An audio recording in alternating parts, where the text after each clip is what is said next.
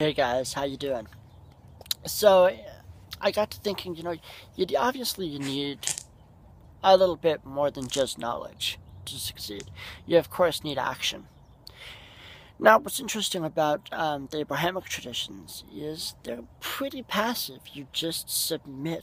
That's all you do is you just submit, and that's basically what you're called to do. Is just basically submit, give everything you have to a deity and just lay down and, you know, whatever, right? Well, with Luciferianism, it's active.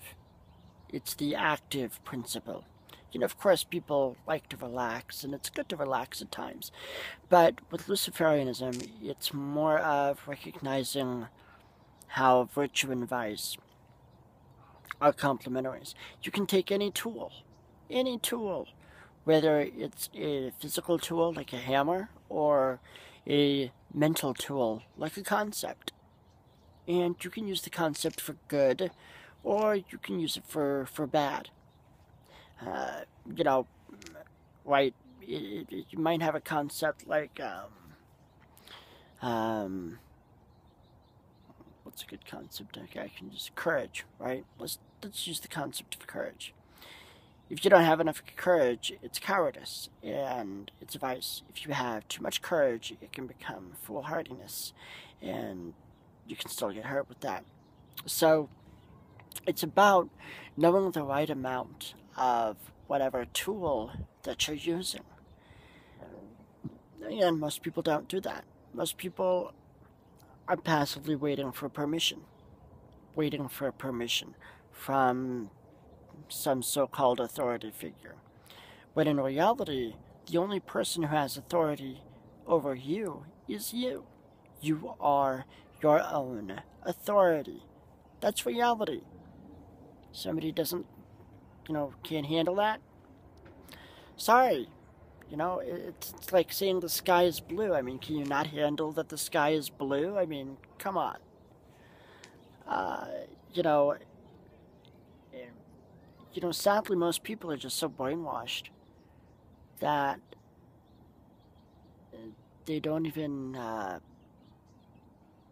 they don't even know why they choose the virtues and vices that they do. They just, typically people just follow along, and that's why, for example, in the Bible, people are called sheep because sheep just pretty much follow along.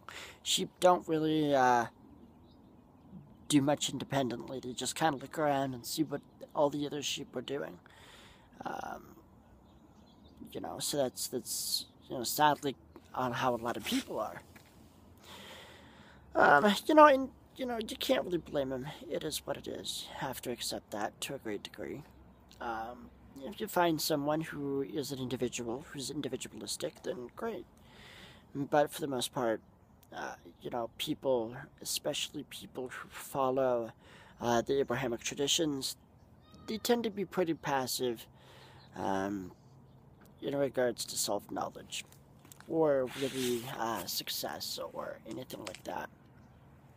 Because if you notice, for example, a lot of these, uh, you know, young people who are coming out of poverty, they latch on to an idea, like they latch on to Christianity or Islam or the state, and they surrender themselves to that because they don't have the knowledge and the thinking skills necessary to take charge, to even recognize that they are their own authority, and to take charge in creating the life that they want. They're waiting for other people to do it for them or tell them how it's done.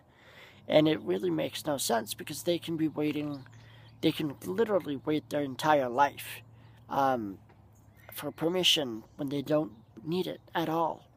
Uh, I mean, it's just, it's a bit difficult to get people to really understand that concept of having authority over oneself.